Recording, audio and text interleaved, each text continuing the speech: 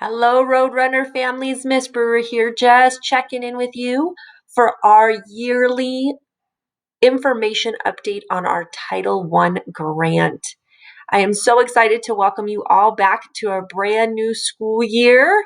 I cannot believe how quickly the summer has gone, but it has been so nice having all of the kiddos back on campus and being able to see some of our families back on campus again this year as well. All right, so this year we're going to kick it off with our vision because this is what we use to make all of our decisions at Roadrunner. When we are making decisions about anything, what we're doing with kids, what we're teaching, we always want to come back to these. We're always talking about embracing challenges, which we have done a lot over the last couple of years, as you all know, creating opportunities not just for our scholars, but for our teachers and families, and pursuing excellence, again, not just with our scholars, but with ourselves and with our families as well. All right, so our school letter grade and testing last year, as you know, when we went back into school last year, the state did have us give those AZ merit exams again. But what they told us was that we would continue to keep our letter grade from 2 years ago. So they weren't going to give us a letter grade based on last year's test scores because of the situation with COVID, that would be more of a baseline year. And then we will see how test scores compare as we move forward from that. So this year, our letter grade will not be changed. It's going to remain a C, which is what we had 2 years ago prior to COVID. State testing is scheduled for this year, so in the spring of 2020, we will do state testing. The one thing you guys should know is that the science test has moved from 4th grade to 5th grade, so you will see that our scholars are taking the science exam in 5th grade. And our letter grades will be reassessed next year based on test scores, okay? So what is Title I? For those of you who haven't been with us or are new to Title I, we want to make sure you know what that means. So it is grant money that we get based on our free and reduced lunch percentages.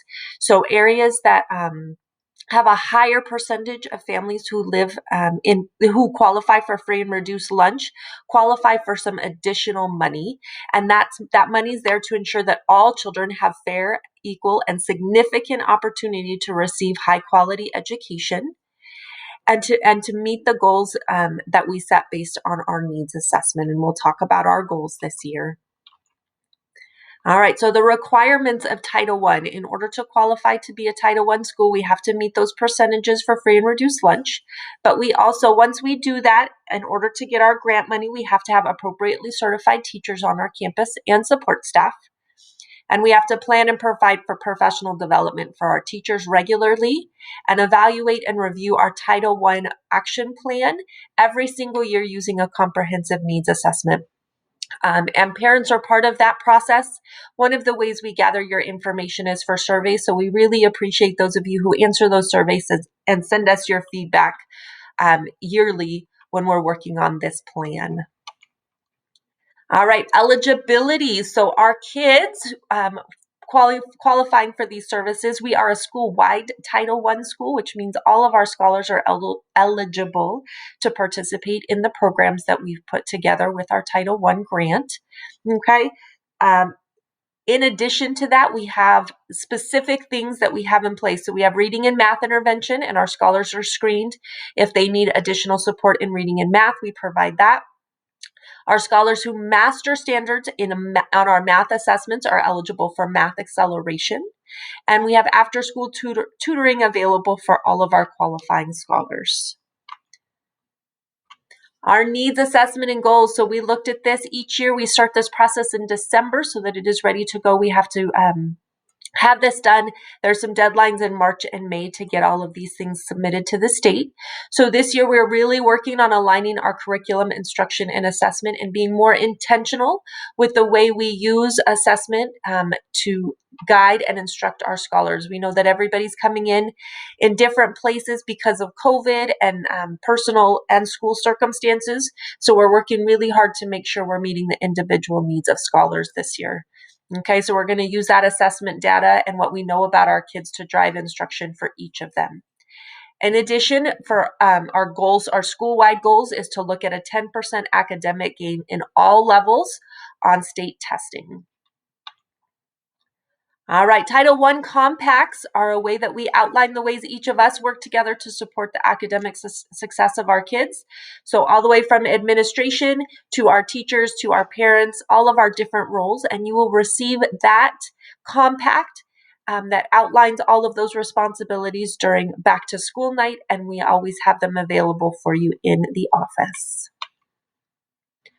Curriculum, what are we teaching? So we want you to know that we provide curriculum that is aligned to the Arizona state standards in English language arts, which you'll hear as ELA, math, science, and social studies.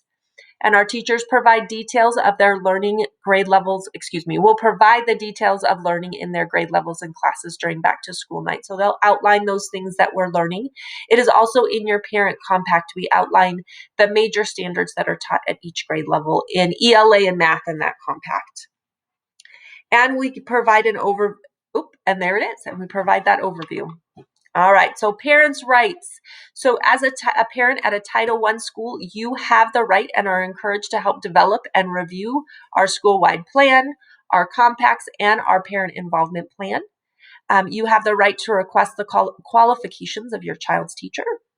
And you have the right to be notified if your child is taught for 4 consecutive weeks by a teacher who is not appropriately certified. You also have the right to request regular meetings with the staff in order to make suggestions or find out more about what's going on with your child, to participate in decisions relating to the education of your child, and to submit a written comment on the school-wide program when the school makes the plan available. So we are going to put that plan out for you. If you're not satisfied with the plan, you are welcome to send us your feedback and comments. All right. So at home, what can you do to support your child? This is one of the questions we always get this time of the year. What can we do at home? So encourage reading at home. We want kids to learn to love to read. And so there's lots of different ways we can do that by sharing your favorite stories with them. You can read to them or with them. Can encourage independent reading. Let them pick up books or magazines or things that they really enjoy to read. And establish and enforce a bedtime. Sleep is very important. When they haven't had enough sleep, it is very hard for them to engage and learn at school. And ensure that your child is at school every day when they are well. I know we're all being super cautious due to COVID with illness. So when they are ill, we do want you to keep them home. But when they're well, please make sure they're at school every day that they can be. All right, I want to thank you for taking a few minutes to listen to this presentation. If you have any questions, please feel free to reach out to me anytime. You can shoot me an email, give me a call, or set up an appointment to come see me, and I'd be happy to sit down and connect with you further about Title I, our curriculum, or any other questions you have about school. I hope you all have a wonderful day and have had a great start to the school year. I look forward to working with all of you to make this the best school year yet.